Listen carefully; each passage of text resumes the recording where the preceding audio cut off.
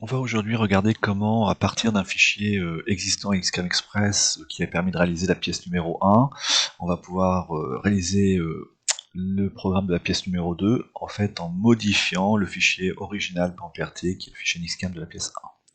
Alors il va falloir faire attention au niveau des repères, puisque on voit que par exemple le brut ici est situé à 4 mm, alors qu'à ce moment-là, vous avez le brut qui sera situé à 2 mm, donc il faudra qu'on fasse attention au niveau du placement des repères, placement de la création du brut, de la face avant du brut, et aussi on a des limites verticales, limite 1, limite 2, qu'il faudra mettre à jour. Alors comment on va procéder? C'est relativement simple. On va dans l'ancienne zone, voilà, j'ai mon fichier original .prt qui correspondait à cette pièce Solid Edge. Je fais un copier-coller dans la nouvelle pièce. Voilà. Le nouveau fichier c'est axe 2. Ce fichier, je vais le renommer final.prt. Voilà. Et donc maintenant, je vais pouvoir ouvrir dans XCAM Express ce fichier-là. Donc on va ouvrir le fichier. Donc ici, on voit le travail qui a été fait précédemment, donc avec une ébauche, une finition et puis la gorge. Et donc, première opération, récupérer la nouvelle pièce qui va remplacer cette pièce actuelle. Pour ça, je vais aller dans le navigateur d'assemblage, dans la zone de la pièce finale que j'ai ici, bouton droit, propriété. Je vais cliquer sur l'interopérabilité et je vais respécifier le fichier. Et je vais ici me balader pour aller retrouver mon fichier qui est rangé. Voilà, donc j'arrive dans le répertoire.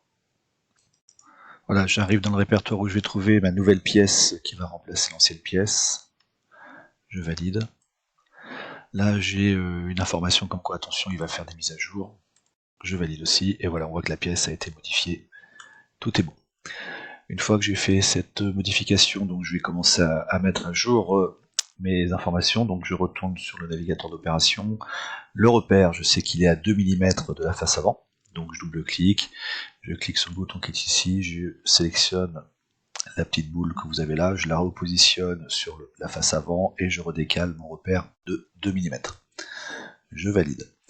Une fois que j'ai fait ça, je m'occupe du brut. Le brut, je sais qu'il est maintenant plus grand de 2 mm, alors que là, on a l'ancien brut, c'était 4 mm, donc je vais modifier et je lui dis, bah non, c'est pas 4, c'est 2. Je mets à jour. On a bien le brut qui est sur la face avant au niveau du repère. Les limites.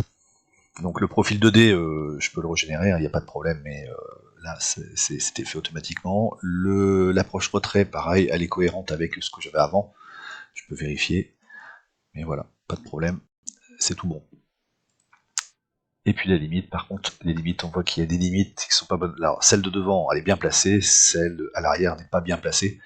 Donc pour modifier les limites, vous allez ici sélectionner, par exemple, le point déduit, voilà, et là vous pouvez recliquer où vous souhaitez pour repasser la limite. Donc pour le deuxième point, je vais ici, je vais bien sûr spécifier avec le point déduit, et je vais me décaler, et je vais mettre ma limite sur ce point-là. Voilà. Donc voilà, je vais travailler dans cette zone-là maintenant. Je valide. Là, je peux tout de suite régénérer toutes mes trajectoires. Je récupère toutes les conditions de coupe que j'avais précédemment. Donc là, j'ai cliqué sur limite, je fais générer le parcours outil. Voilà, toutes mes trajectoires sont faites. On se rend compte qu'en fait, pour l'ébauche et la finition, il n'y a pas de souci. Pour la gorge, il y a un problème. En fait, il a repris l'ancienne trajectoire. Là, il y a une petite... il a été réinitialisé, donc je vais tout simplement resélectionner la trajectoire de la gorge. Donc je zoome, je me mets en filaire statique. Je double-clique sur Teach Mode. Je vais aller modifier mon profil, donc je vais l'éditer. Et là, je lui dis de spécifier le contour.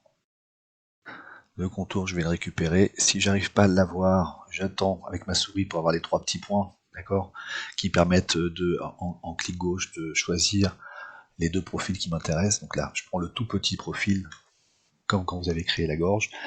Attention, le point qui est ici désigne le côté de l'outil, donc l'outil va utiliser de ce côté-là. Il faut que je bascule le point de l'autre côté, donc il faut que je le mette à gauche. Voilà, et je valide.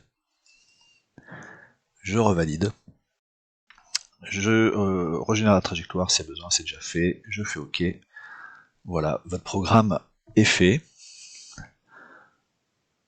Je vais rebasculer en nombre avec arêtre. Voilà, vous avez l'ébauche, la finition et la gorge. Voilà. Donc on a terminé, on enregistre. Il n'y a plus qu'à se placer ici sur le bloc 1. On peut faire la vérification du parcours outil, toujours en dynamique 3D. Hop. Voilà. On voit pas bien parce que j'ai ma face, mais voilà. Et puis après, traitement post, traducteur, tour scène au diamètre. Voilà, le programme est fait. Et voilà. Il n'y a plus qu'à mettre ça en place sur la machine, faire toutes les vérifications, etc., etc.